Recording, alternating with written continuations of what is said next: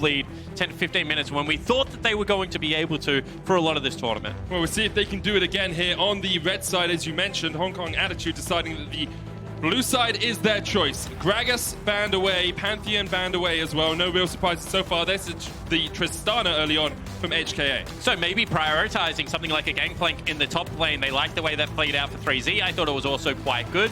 And blue side is interesting to me, because if you think there is two permabans, which I'm starting to believe there is, in the Pantheon, in the Syndra, blue side gives you a lot more flexibility in what you can actually take away from your opponents. And on the world stage, where everyone kind of has those counter picks, as they ban Gangplank themselves, that's kind of weird. They did this in game 1, and then they got the Syndra first. So okay. Isras last time banned Xayah, Renekton, Panth. They banned Panth and Pyke, which is the adaptation they made on the red side. There's the Syndra ban, so that means the Xayah or the Renekton are available. And as I said, I think the Pantheon and Syndra are must ban. So the only flexibility in the ban you really have is throwing Pyke in there.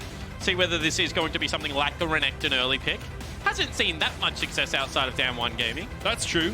I really want the Echo to come back. Although it was like 0-4 on day 1, I thought it was a really good pick. I thought it can work. Why did you think it was good? Because this jungle clear is amazing. He has really good team fight as well. Too many people were playing him like a new Elise, where you try and dive towers early on.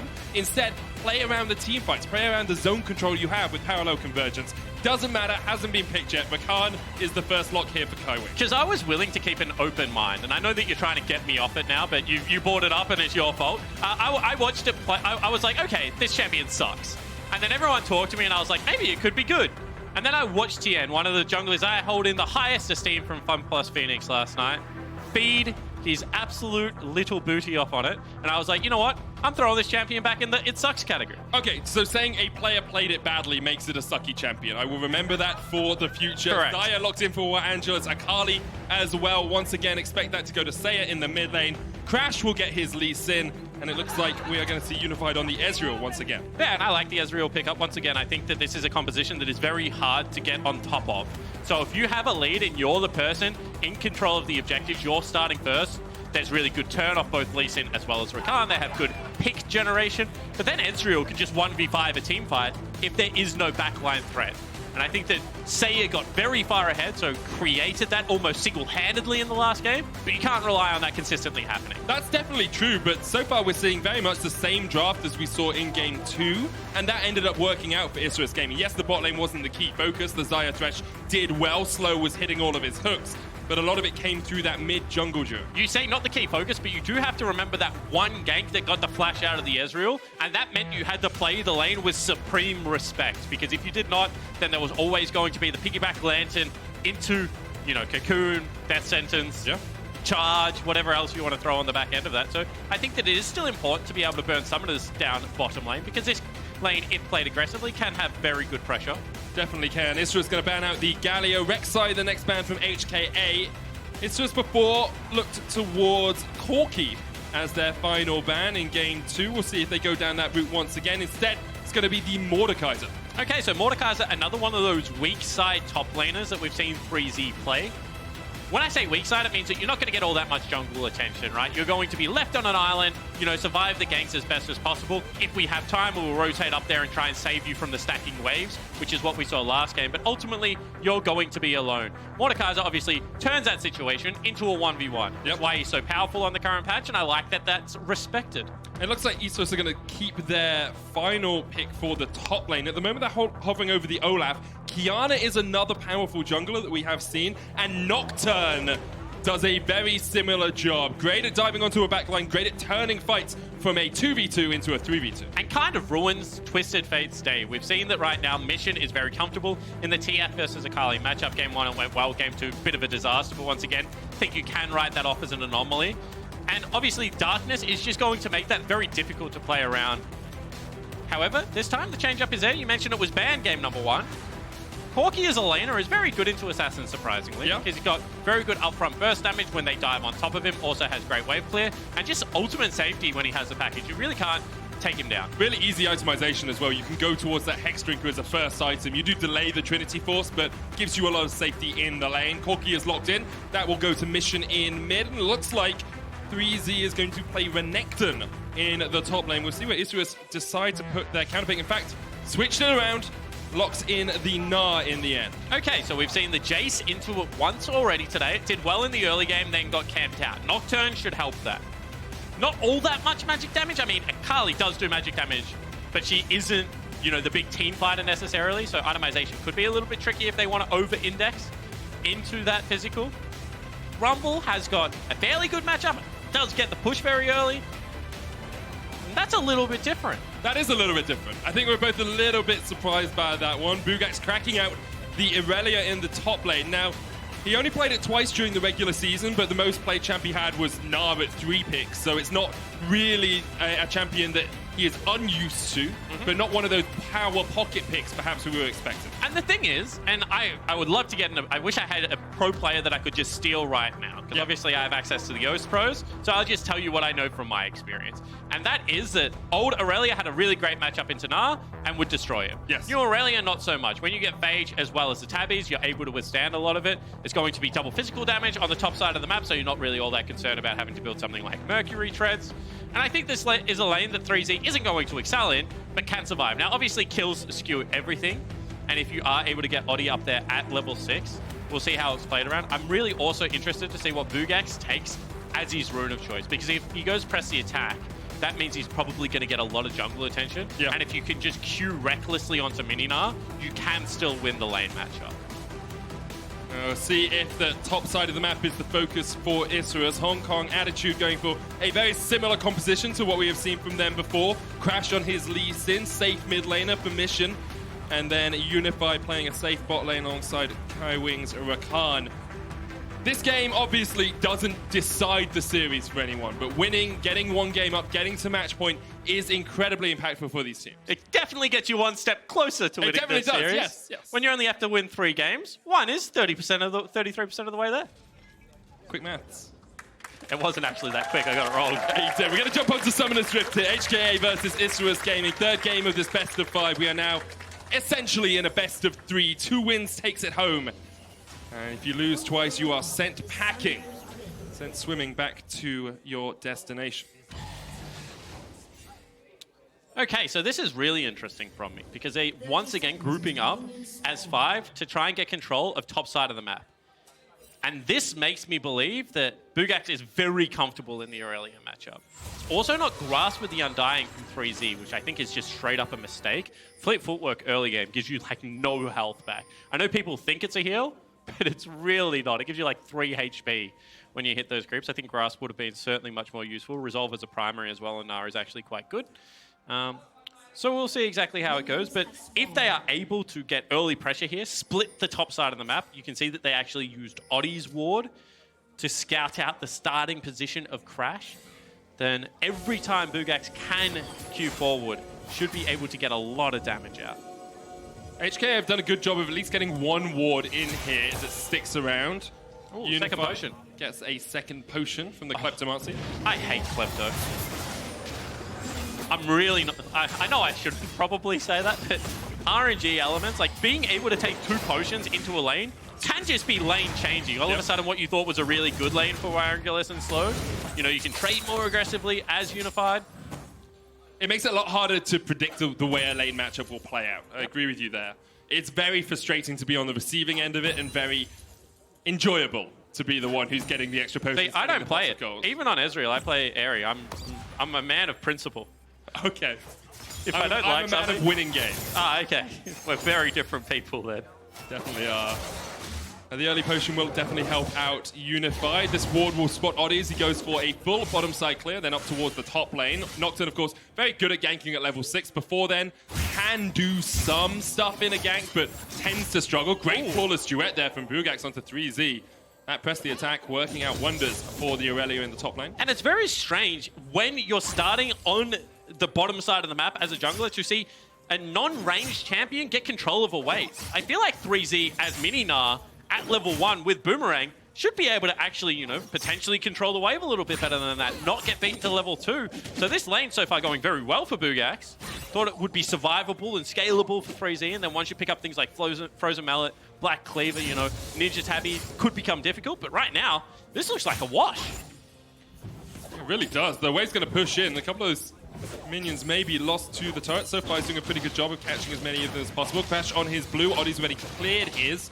Now, Crash does have Smite, and Oddie doesn't have one of his own, so although they are looking for a bit of an evade here, Crash will be able to secure it now. Has just used the Sonic Wave. Here comes Oddie from behind. Crash could look for the jump across the wall. Will land it. The fear won't connect.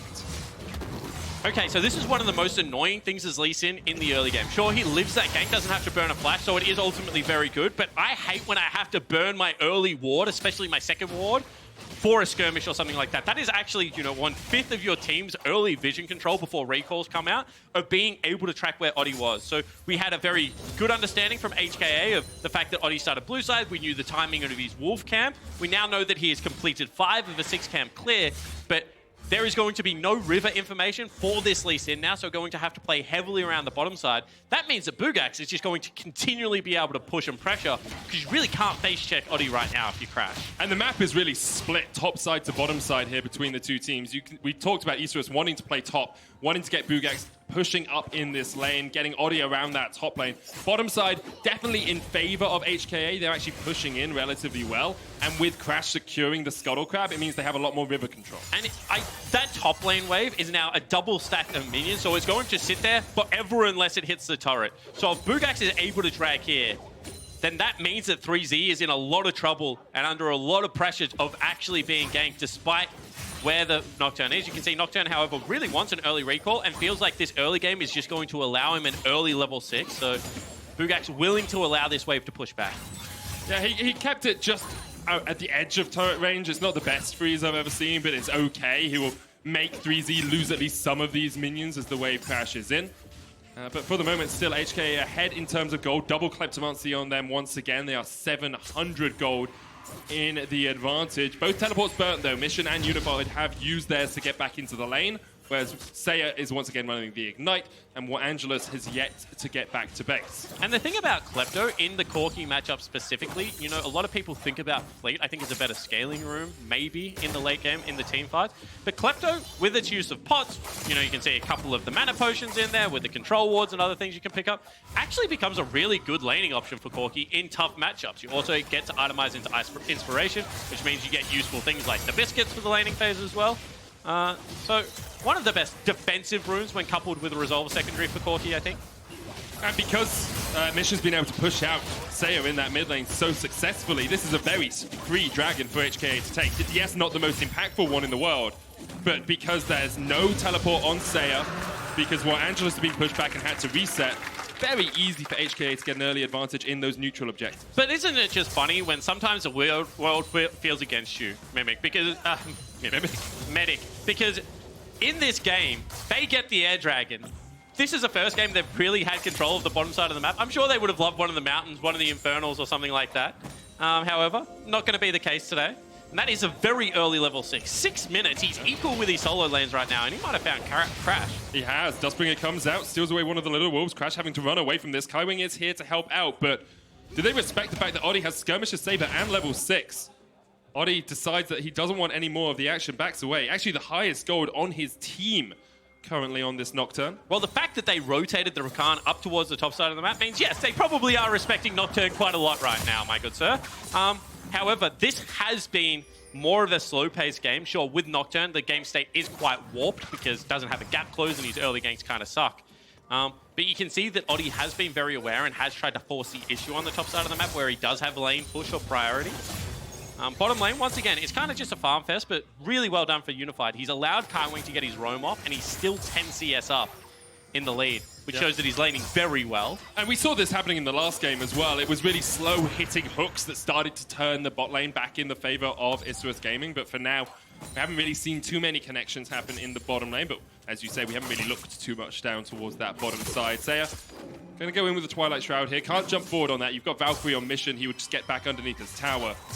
And the question now becomes, where is that first Nocturne ultimate going to come? Where are you looking to catch someone out? Because you haven't burnt a flash on Unified. He still has a lot of escape tools. Mid, Corki's very hard to gank as well. Crash actually going to face check in here. Full rotation of spells coming out. Crash going to jump away. The tether not landing. Flash away from Crash in the river. Yeah, would have loved to get over the wall with that ward hop, but not able to do so. Top lane. Bugax going in, looking for the kill in the solo 1v1. Bugax on the Aurelia, just demolishes 3Z. And that's crazy to me, because normally when you see an Aurelia go something like a Sheen, that's when they have real kill potential. This is the lane pushing build, going with an early Tiamat. And this lane is very heavily in favor of Bugax right now. About 20 CS up, as well as a solo kill.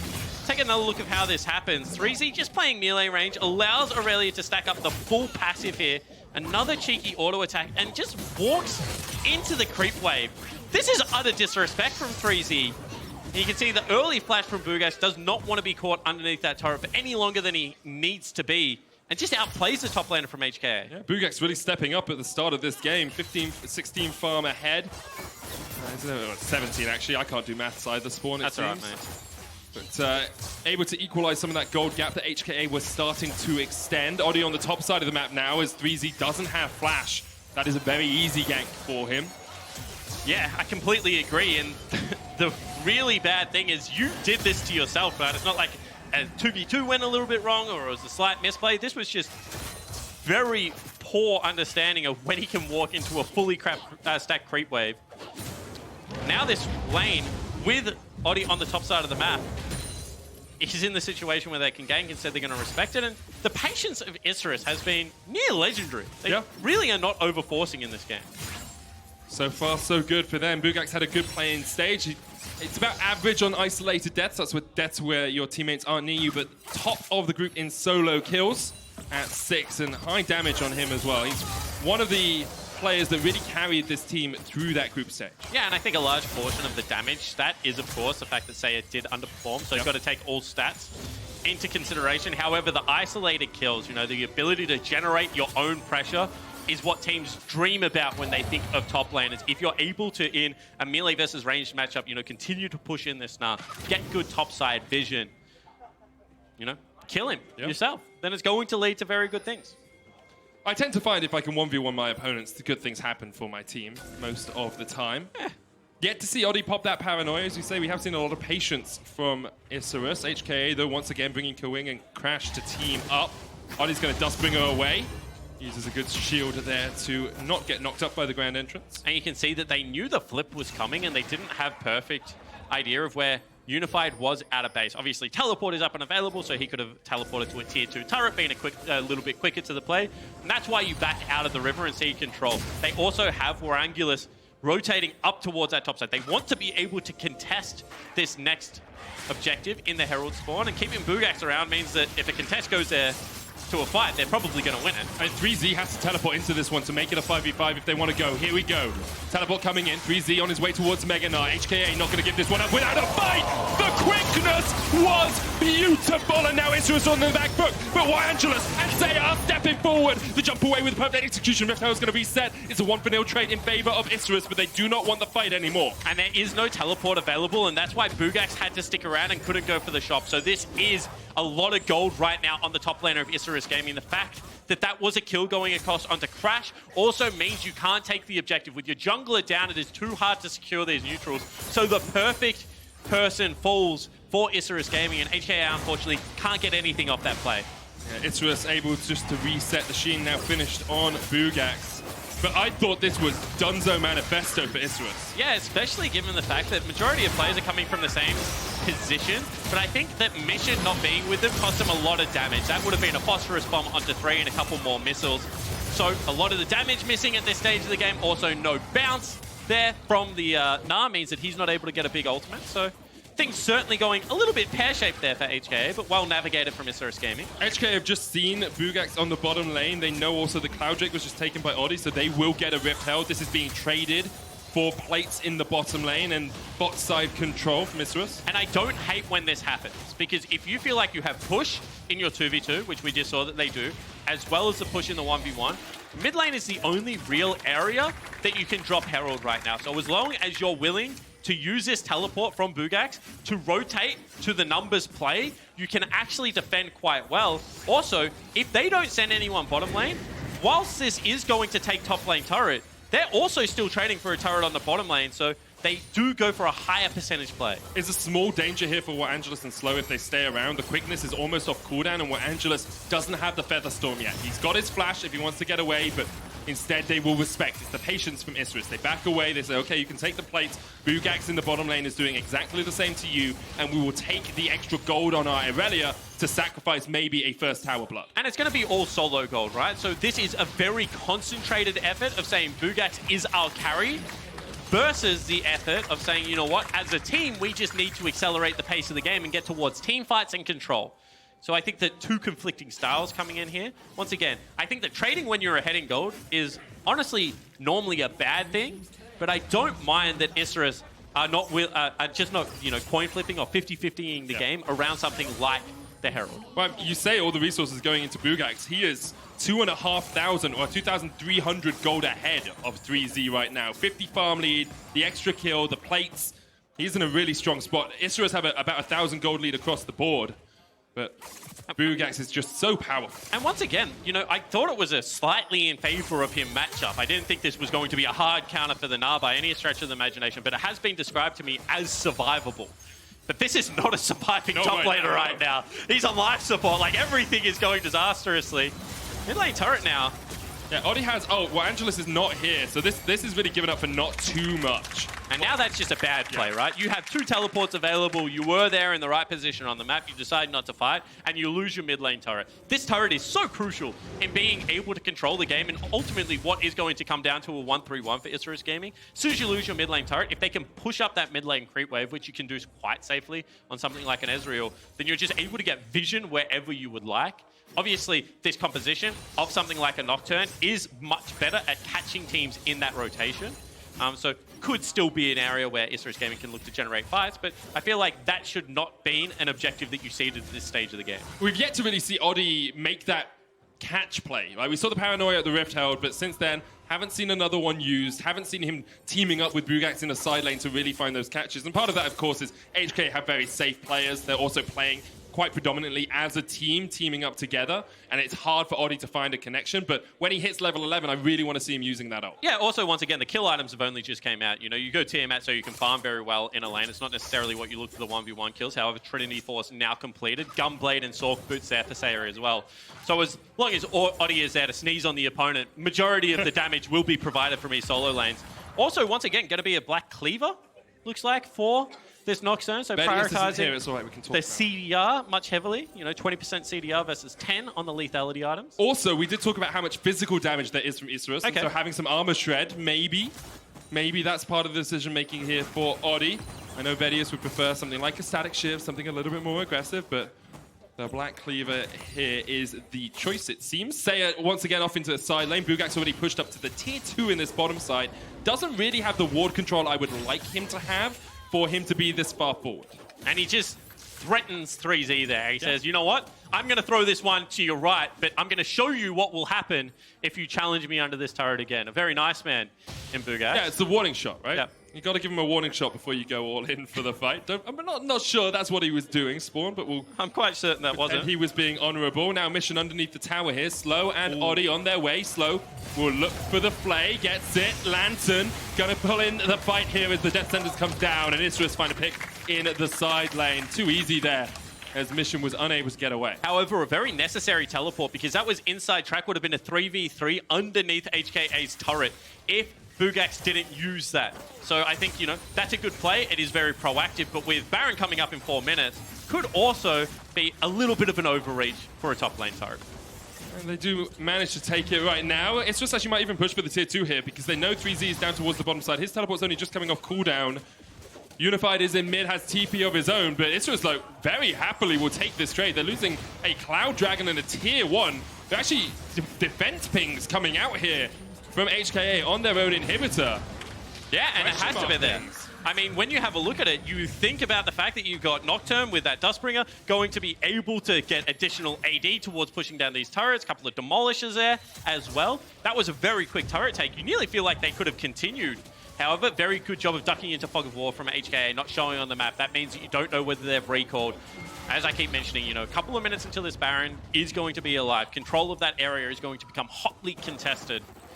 And no teleport available for Isris means that it could be a mismatched numbers fight if Gnar is able to join first.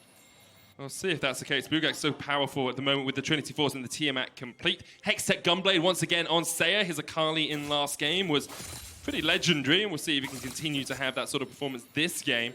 Those two Kleptomancies helping out a lot. Well, Angelus gets away from the quickness and the Valkyrie. And it was actually Mission's, little knock aside of the package that kind of saved his life, kind of toppled him towards that dark passage there. So would have loved it to be the opposite area. Also, the control ward also not quick enough to be able to ward out that lantern.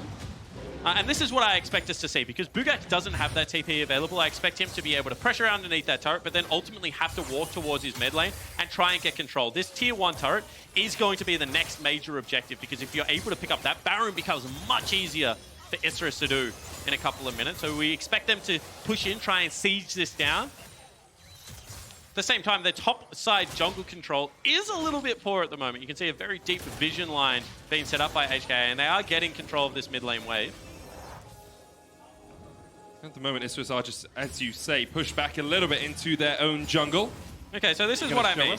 Every single time that you're able to do this and walk up to the mid lane wave, as an Ezreal as well as a Rakan, it's just going to allow you to have first move into that top side jungle.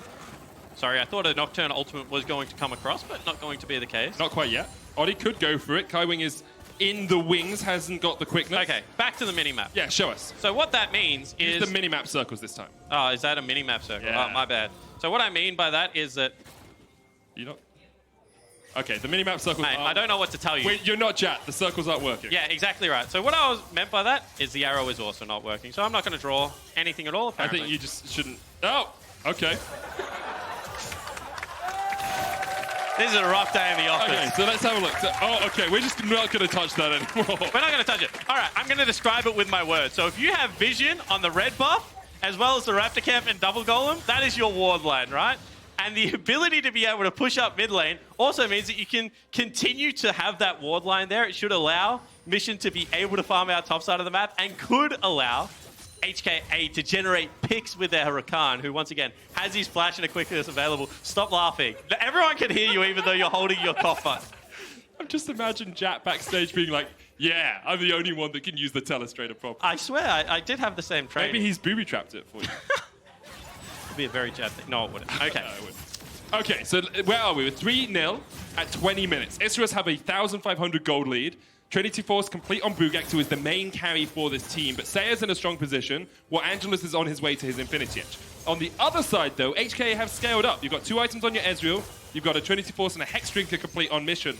So, in terms of a pure all-out brawl, it doesn't feel like Isrus are that far ahead. No, Isrus are behind in a brawl, because Bugax can't get there, and he's 3,000 of the gold lead, so if you do some quick maths, they're actually down 1,000 gold on the other carriers, and that's why I keep saying if they can generate a fight over topside jungle that Bugax can't join, it's actually a winning team fight. So every single time Bugax pushes that wave, he can't sit and hit the turret because he has to be able to float his pressure towards mid lane, because otherwise you're in a situation where, Rakan with summoner spells, Ezreal and Corki so hard to get on top of, could actually be a winning team fight. Kaiwing's going in, lands the charm onto slow, he flashes away. Unified jumping onto the back of the fight. Bugax trying to do what he can to act as a bouncer. The Lantern will get Odi to safety. Bugax not here yet. Seiya still in base, doesn't even have the TP, so couldn't join this fight even if he wanted to. And that is a very good job of Isrus in disengaging. Getting the flash out of Kaiwing is so much more important than Slow's flash at this stage of the game. That was the all-in engage that we were expecting to see. However, it does not result in any kills. Could be some pressure on mid lane turret. They do have the Demolish on Kaiwing. He'll be able to get one pock of that off. Slow is on his way, but burned the flash in that last engage. And Isrus, 5 members strong, will try and counter-push out mid here. Bugax has a flank position. But this is the thing. Unless Bugax can get behind them, then he's not actually... He's gnarred into the wall. The chase comes in with the grand entrance. There's a Lantern there for him, but he's kicked away. Bugax able to survive. Vanguard's Edge flashes away. And this is... True shot, Barrage, it gets him! That's sniped! That is such a disaster for Isrus Gaming right now, because I kept mentioning it last game, but the rage advantage, the ability to kite back on this team composition, now that they've got themselves a Corki, it's even more dangerous. And whilst they have this huge side lane advantage, the inability to push in due to that teleport usage has stalled out this game for so long that Corki and Ezreal are just taking over the mid game. If that Infinity Edge comes across on the next shop, I actually think that it's nearly impossible to team fight this composition. And that means that Seiya needs to be able to generate side lane pressure. If he cannot do that, Bugax in the bottom lane is not going to be enough. Totally agree with you there. You can see Seiya realizing that he needs to be killing Cork, he needs to be killing the Ezreal, has got himself a Void Staff. Obviously not the most effective unless your enemies have magic resist, but those Hex Drinkers are giving just that little bit of extra resistance to the HKA carries. Okay, so this was an attempted flank coming across from Bugax because they wanted to be able to get control of the Infernal Dragon. So you can see the turn is going to be there. But once again, if Bugax lands that at the start of the fight, it's going to be a very impactful ultimate. As we take a look at the True Shot Barrage, that was very well fired. Yeah, really well fired. To be able to clean up the kill. But if Unified and Mission are untouched, un-CC at the start of this team fight, then no one on the side of Isurus Gaming can do enough damage as they dive onto the backline. It needs to be a concerted effort. That means that you need to be coming from different angles. A team that I actually really love watching do this well is Clutch Gaming. I think that Demonte is very creative in the way that he is able to get onto different angles. However, that's about their vision control. Yeah. They are so good at keeping control wards in their inventories and making sure that no matter where Demonte's standing, he can't be caught out. Now, Odi has been caught out, has to flash away. Bugax trying to come in from the top of this, lands the flawless duet, but can't fight it because he's in a 4v1. And so what they've done, they've said, Bugax, you're really strong. You're still 30 CS up. You go towards the strong side of the map. Maybe if you're there, we can actually contest this. Odi, you just push in. There's only armor right now on 3Z, so you're going to win the one-on-one. But Odi has the same problem. If 3Z just decides, you know what, this tier 2 turret, that's not my jam. I'm just going to back off to my base. I'm going to look for a teleport. We're going to look for a play on the top side of the map that is once again going to be mismatched numbers and impossible to dive onto the two long-range threats in Mission and Unified. Unified's really been popping off on this Ezreal as well, landing his True Shot Barrage every single time. He's 6-0 across the course of Summer Split and this... Oh, he lost last game, but 6-1 across the course of Summer Split and World Championships on it. So one of his key picks, showing us exactly how good he can be. And now HKA turn back towards the Baron. They've got vision control in the red buff. And you're getting heavily outscaled this game right now if you're Isurus Gaming. You can see that HKA, they know that. They're just willing to deny camps, deny gold, continue to scale up, continue to build that lead. And this is the stage of the game where you are still strong enough to win your fight. And I think that you need to start getting creative. Yeah. You know, how do you get Bugax onto a deep flank and use Odi's ultimate very early into a fight to maybe isolate a target and run over the top of it? If they can get Crash, if they can get a Baron buff, their 1-3-1 is still going to be incredibly strong in being able to push into these lanes and take down some of the turrets. But because mid lane turret has been standing for so long and Bugax's pressure, whilst floating up, hasn't been enough to secure that objective, it is starting to become very desperate. You know, one more completed item onto this Corki, and he is going to be unstoppable in the team fight. Pretty difficult for Isurus to do anything about it. HKA, they've been patient. They have waited. They have scaled. Isurus haven't been making proactive plays as much as we would have liked, but HKA have done exactly what they needed to do this game. And I always say it takes two to tango, right? If you walk at a Baron buff and you start hitting Baron, you can nearly guarantee someone's going to come to you, but they have good poke and they have good teals to be able to deal with that. So you have to be a little bit smarter in what your setup is. And if every single time you get control of the area, they just go back, push waves, make it so it hits your tier 2 mid, your tier 2 top, eventually you have to respond to that because otherwise you start losing gold, you start losing experience. Then if they just move in, regain control, hold that control with things like Kai Wing on this Rakan, and it's very, very hard to force them to fight you. And I feel like this is a problem that Isurus has actually fallen into. They haven't been able to generate those mid-game skirmishes that things like Aurelia or Akali really need to be able to survive. And things like the Nocturne are usually so good at making happen. Odi really hasn't found his mark with any of the paranoias we have seen. And I can only remember seeing 2 of them throughout the entire course of the game. Now, the hook doesn't quite land. Crash lands the Q. Angelus up. Here comes the paranoia. Slow already ticking down. Crash goes gold and gets out, but here is Bugax. Can't get onto the backline in time. Jumps in with one blade surge, but has to jump straight back out. And 3Z is here in time to help the rest of the team. While Angelus pulls back the feathers, but 3Z is on the chase. Seiya jumps away, and HKA just walk out of the fight. And that could just be the Baron. I mean, they have the health bars to once again go towards that objective and start tanking it. They've pushed them completely out of this area. No teleport now available on Bugax. And the frustration of having to deal with Corki Ezreal. You see, if you do not one-hit them at the start of the fight, they just continue to bring you back, sucker you in, and then their turn is so powerful. HKA have played such a flawless mid-game in this third game.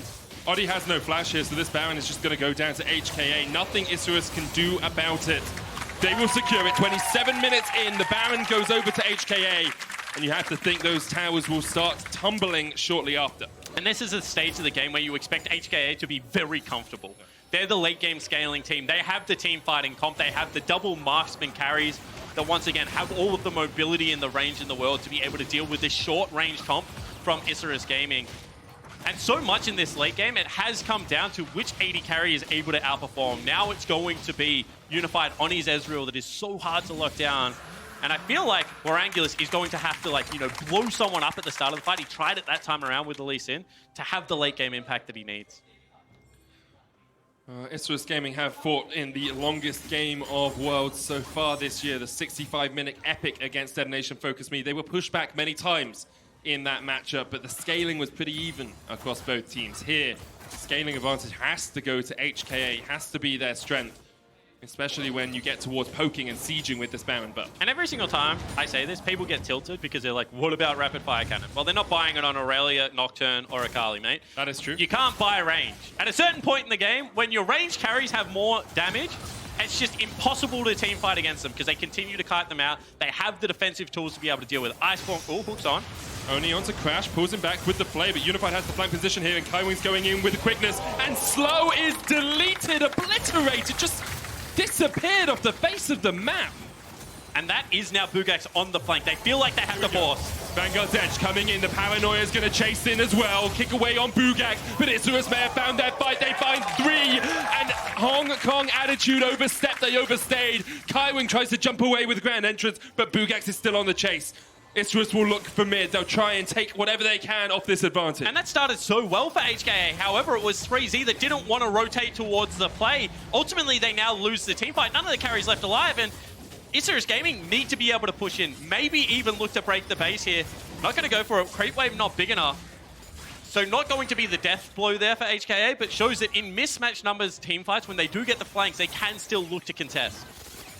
And that was kind of the perfect storm there for Isurus. They had numbers advantage, they had a great flank position, everyone had already burnt their cooldowns on the side of HKA.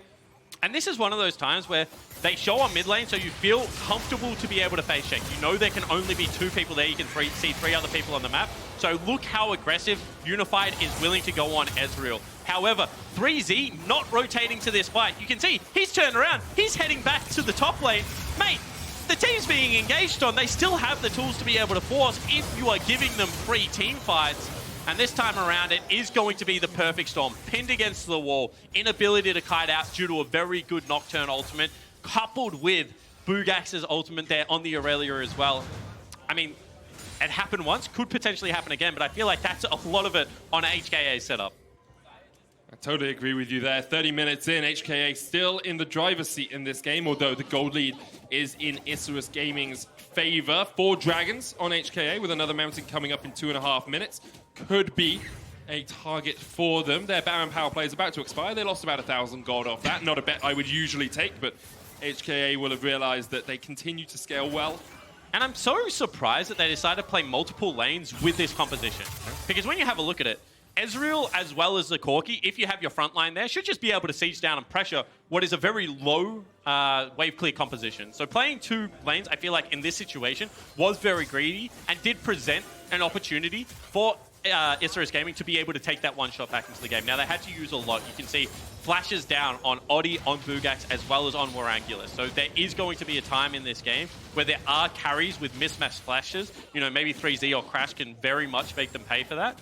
But certainly removed the Baron buff, removed all of that siege threat. Now we just go back into this strange scaling situation. So Oddie has ult. I think Isurus are trying to do something maybe they should have done a long time before. Paranoia comes out, Flawless Duet still going to land. 3Z with a Gnar into the wall, but he is feared up, and Isurus have managed to collapse in the bottom lane. 3Z though flashes away, and the quickness comes in. Crash kicks them back. Bugax going in with a Vanguard's Edge straight onto Crash, lands another Flawless Duet. Say it off to the side, Bugax gets a double, and Isurus have found 2 kills in the bottom lane.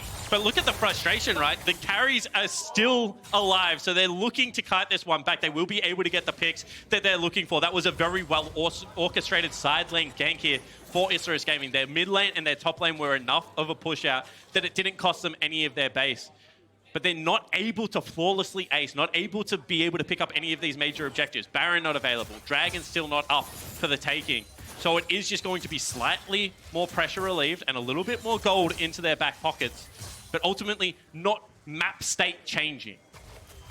And I think you can see from the way they set up that play how important it is to take mid lane tower. We talked about how long it had been delayed for Isurus. You can see both Bugax and Odi come from towards that mid lane tower. They've managed to get vision control around this. It makes it so much easier to gank 3Z. Yeah, exactly right. And control of the mid lane allows you to attack side lanes. And you can see right now that 3Z, because he has gone towards that defensive armor item build, that if Akali isn't here, he's going to just survive for a very long time in these team fights. They are able to turn this one around, but this is the area that I want you to look at. You're diving into both an Ezreal and a Corki. You can see their kite back ability, and they have more options to go forward. So that was a perfect storm of, you get it when the carries both aren't there. You're able to 90% take out the tank, but you still can't close out that team fight. Do you want to give some credit to Bugax? Up until that point in the game, I think he'd done about 9,000 damage to champions, and then he did 4,000 in that single fight. Low numbers across the board, haven't had that many all-out brawls, but now maybe we'll see another one as the Baron has already been started by HKA. It's down, it's gone. Watch Kaiwing. Isurus won't even be able to get there in time. Kaiwing now in the flank, gets onto Bugax, but a great flawless duet will get the stuns. The lantern there for him to get out the Gnar into the wall, and perhaps this is the fight that Isurus need. Jumping onto the backline with the paranoia. Everyone's in darkness, but Odi's the one to go down, and so goes Sayer as well. Bugax with a 4-man stun, but all he can do is pop the GAs. He tries to jump around, he'll get onto Kaiwing. Bugax able to survive, and there's a lantern to get him out alive. 3 for 2 in favor of HKA. They got the Baron, they're pushing in. Yeah, and once again, Bugax shows that he is a very good Aurelia, but these fights are just so hard to navigate. HKA, they still get the Baron, they still take down 3 members, and they might still look to end. They could look to end this mission with the Trinity Force will be shredding through these towers in a heartbeat. HKA, Baron buffed up, looking for the end. Bugax now has GA, will try and keep himself alive in this fight. HKA, you're going to take it. You're going to take on Bugax. Hook doesn't connect. Bugax looking for the stun. Won't quite find it. The first Nexus Towers has gone down. There's the flawless duet. Dodges away from the wall up. The play back for the Gnar. And now Bugax has to regen, has to get out. HKA will retreat, knowing that Sayer's up into War Angelus on his way as well. And how many times is this man going to hit multiple people stuns in clutch situations? You said there was a 4-man in that team fight. Another 2-man on that siege as well means that he will be able to repel. The race was always going to be very close, but 3 Barons still alive. Only 1 Nexus turret up and standing. This game becomes very hard now for Isurus Gaming to defend. Only 3,000 gold behind, but it might as well be all the money in the game. Here comes the quickness from Kaiwing.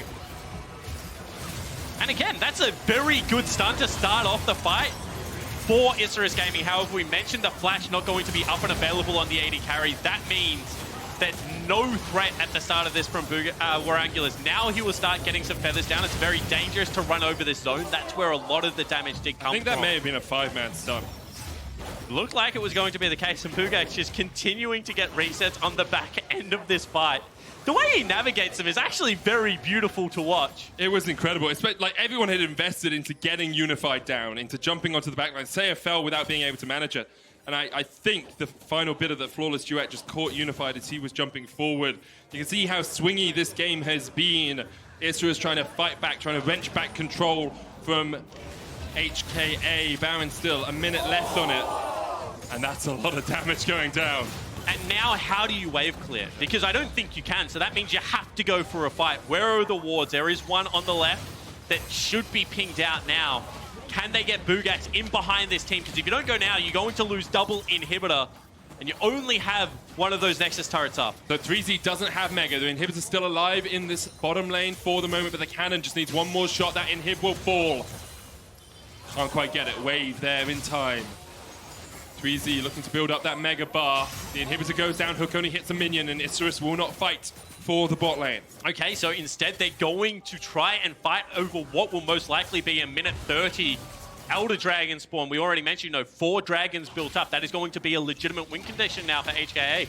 With 2 of these inhibitors down, with teleport available on both Unified, on 3Z, one mistake around this Elder Dragon will just mean teleports into game ending. Very precarious situation right now. It's on a knife's edge. Knife's edge here, Spawn. Isurus Gaming have shown us that through Bugax, they can win fights. They can find picks, but they've never been able to get much off the back of it. And now with 2 inhibitors down, becomes a much more difficult affair. The Super Minion is going to push in. You can see how much that Corki and Ezreal can do. Seiya, after an exemplary performance in Game 2 on the Akali, has really struggled to find a mark in this matchup. And Bugax is just, I just want to keep singing the praises of this guy. He is so good. He's playing a team with absolutely no frontline into double marksman. Does have some dive buddies with them, but they're bringing no CC. He is pretty much the entirety of the setup for 3 members to dive. And every single time we go into a fight, he is making it work against all odds. He's against the 2 most mobile carries in the game that have itemized very defensively. That's going to be more, as well as Phantom Dancers. Double GAs picked up as well. And he's still being able to have this impact. But the game continues, and scaling is not on his side. It just becomes more and more difficult as the game goes on. Look at the poke already onto Bugax. His Sterak's has been procced. He has a GA. There's one on Oddie as well, but Unified now has a Guardian Angel of his own. Mission's on its way off cooldown. Crash, one in his inventory, and it's so much harder for Isrus to do anything about this. It's playing with you again, Spawn. I'm afraid the Telestrator does not like you today, and the Elder Dragon for HKA secure it without a single contest. And 39 minutes in, they are looking to close this one out. Slow overextended mission. 2-shot boom, he's done. Slow will not survive, and now in a 4v5, we'll see if Isrus can hold on to their life. So you didn't fight over bottom inhibitor, you did not fight over the Elder Dragon, and now without your support, you're gonna have to fight 4v5. It is do or die time right now for Isrus Gaming. See whether they can get it done here. Flank is there and available for Oddie. Wave has been cleared out. There's another Super Minion pushing in, mid and bottom.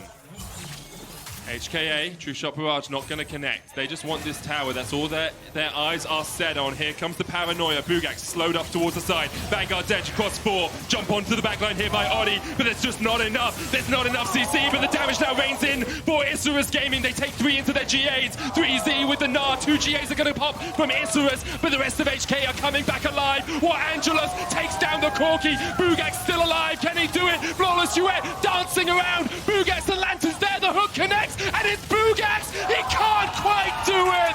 HKA take the team fight, and the Nexus will be short to follow. It was so damn close, you could see in the 4v5, Isrus Gaming throw everything, including the kitchen sink and HKA, but they can't get it done, and that is going to be game number 3 going over to HKA. They waited and they waited, but they found their scaling. HKA will go 2-1 up in this series. What a scrappy game. Back and forth performances. You felt like the longer the game went, the easier it should have become for HKA. But in these